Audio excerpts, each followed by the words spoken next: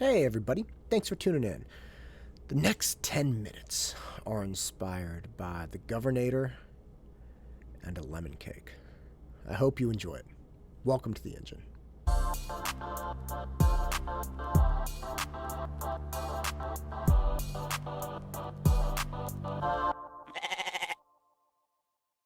When I was a kid, I loved Arnold Schwarzenegger. I thought he was Man, I thought he was fantastic. He was this larger than life character. He was jacked out of his mind.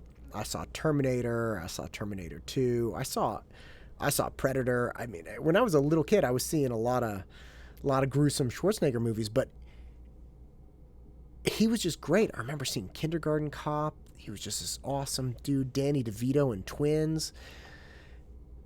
He was a big deal. He was a big movie star when I was a younger kid, and I was so inspired by him being this giant muscular guy. And it wasn't necessarily the muscles, because it wasn't portrayed in the movies that he had these useless muscles, but that he was this powerful, competent character. And he could use them for good use. For instance, in the movie Twins, Danny DeVito is trying to break into this car. This car alarm goes off, and Schwarzenegger picks up the back of the car, and the car thinks that it's being towed away, so the alarm goes off. And that's kind of at the heart of what I saw the value for Schwarzenegger, that he had this competence, he had this ability. And I thought it was awesome. A friend of my dad's told me too that Schwarzenegger, before he could go to the gym, would get milk cartons and fill them up with sand or water, and he would lift the milk cartons to get his biceps huge. And of course, I think I tried that for like a day. It's just not my body type, man. And I also remember when I found out that he juiced out of his mind. That was actually a really upsetting time for me. And it's not like I cried about it. I think I was, in fact, in college when I really realized it. When it dawned on me that it's almost impossible to get a human being to that physique and that build and that look without some sort of additional outside intervention. And man, that really bummed me out. I wasn't even a huge Schwarzenegger crazy person at that time. It's not, I'm talking when I was a big fan of him, I was like 8 or 9 or 10 or 11. Now I'm talking, I was 19 or 20. So it hit me really hard, but it shouldn't have. Because it's not like I was going to the movies just to see Schwarzenegger do something. Right? So why did it bother me? It's kind of been this question rattling around in my head in recent weeks. Why did it bother me that I found out that Schwarzenegger juiced?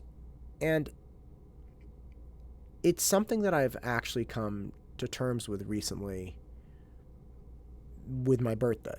So my birthday was in March, and my wife very lovingly makes me my favorite cake, which is lemon cake with chocolate frosting. I don't know why, but I love lemon cake with chocolate frosting. And since before we were even engaged, when we were dating, she's always been awesome and made me lemon cake with chocolate frosting. And as we've gotten older, our dietary restrictions have changed, so now I actually can't eat gluten. So my wife is still awesome and she finds this gluten-free cake mix, and she makes it from scratch. I didn't even know what a box cake was until I met her, and then she started using the term box cake, and I was like, what's a box cake? And she's like, a cake that comes out of a box. I'm like, don't all cakes come out of boxes? But no, of course she makes them from scratch.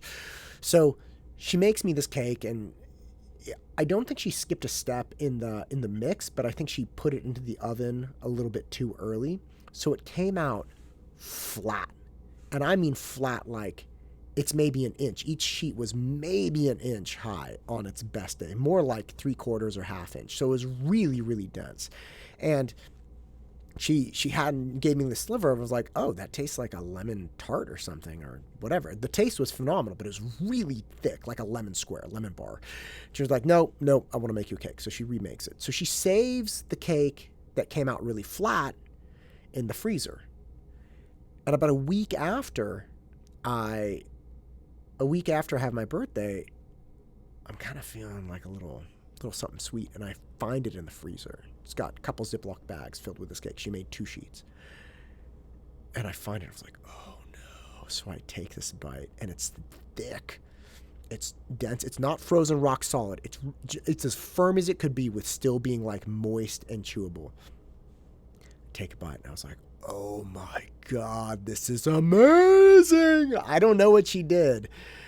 We got to figure it out, because when these squares are gone, I'm going to need something else. I'm going to need her to refresh it. I'm going to need these squares the rest of my life, frankly. They keep. They're in the freezer. We can make them once a quarter. I don't care. But I almost threw them away the other day.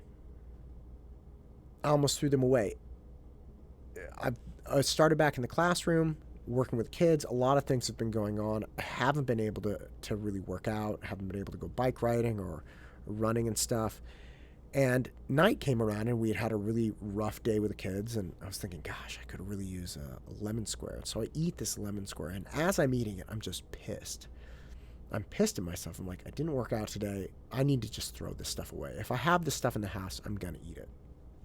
And it was like, yeah, that makes sense. And that's always been the response my whole life, which is kind of like, hey, look, if you have something in your life that you don't like, cut it out. So these lemon squares, I was thinking they got to go. And I'm running the next day. And it was like an 1.5-hour run. I ran to the base of Mount Diablo. I did these hill repeats up the mountain. And they were ass kickers, and it's hot, and I'm running home. And I'm thinking I can't wait to grab a lemon square. And it struck me because in that moment, I didn't feel bad about it at all. I wasn't thinking, I got to throw these things away. I was thinking, God, I've really earned this lemon square. And of course, I mean, running for like an 1.5 hour in like 100-degree weather, up and down hills, just crushing it. And I realized that the experience I had gone through with the lemon squares was the same reason I was so upset that Schwarzenegger had juiced. Because here's the thing. I have no problem with people having great strength or great competence, as it was portrayed in the Schwarzenegger films. He was competent. He could do things. He could lift up a car if he had to. And I have no problem with lemon squares in the abstract. Like, the idea of a lemon square is not irksome to me. What I have a problem with, I realized, is having something without earning it. Now look, you can have all kinds of opinion about what Schwarzenegger had to do to become Mr. Universe and Mr. Olympia and all of the different titles he holds and have the physique he has. And you can easily say, like the argument people made for Lance Armstrong, look, everyone was juicing, but only he got to that level. So even if you want to say he juiced, fine. The 2nd, 3rd, 4th, 5th place guy had juiced too. Schwarzenegger was still better than all of them. Yes, that's fine. But that doesn't change the fact that on some degree, the concept of earning it means you don't cheat for it. And that was the experience I was going through with the lemon squares. I was eating this lemon square when I hadn't earned it. I hadn't gone for a run. I had just had a really rough day with my boys, and we were at the end of the day, and we made it. You know, we survived. They survived. Everybody made it. But it was just a really hard day. So I couldn't work out. So I didn't earn it in the way that I was used to. And I felt like I was just eating this sugary crap, and my body was going to make me pay for it. But once I allowed myself to earn it, once I gave myself the time I required to go for that 1.5-hour run, I felt differently about it. I felt differently about my experience. And the more I thought about the disdain I have for things in my life, things that I may want to get rid of, and the way I feel about other people like Schwarzenegger, it comes down to feeling, in whatever way you do, that you've earned what you have. Like watching a show at the end of the day. My wife and I love to watch shows at the end of the day, but it's only because we earned it with the full day of work. I couldn't sit down at 2 o'clock and watch a show. I couldn't sit down at 5 o'clock and watch a show. It's got to be 9 o'clock, and I feel wrecked. And then we sit down, and God, the show is great. And we can let our hair down and just relax and think we made it. And that's what allows me to experience the show in a positive way. Just like the run helped me enjoy the Lemon Square. And all of the ways that I move through the world, positively or negatively, and experience things, all of the ways I try to earn the good things I have.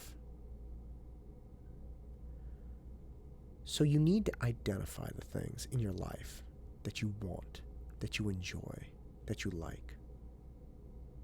Even if they make you upset, even if they make you feel like, God, I shouldn't eat this, I shouldn't do that. You need to identify those things and acknowledge, look, you like them. I like lemon squares. Maybe you like Twinkies. Maybe you like sitting on the couch watching a show. But if you're anything like me, you can't allow that stuff in your life unless you really feel like you've earned it. So find the things you like. Don't give yourself a hard time for liking them. Don't deny that you like them. Find what you like and find a way for you to spiritually feel like you have earned it, to feel like deep down, I have earned this, and that makes it okay. Because if you do that, you'll be able to welcome great things into your life. You'll be able to have things that you really enjoy. And more than anything, your enjoyment of those things will be far greater. Because at the end of the day, we all want to feel like we earned it. I'm Matt Todd, and this is the engine that drives me. Go out and crush it.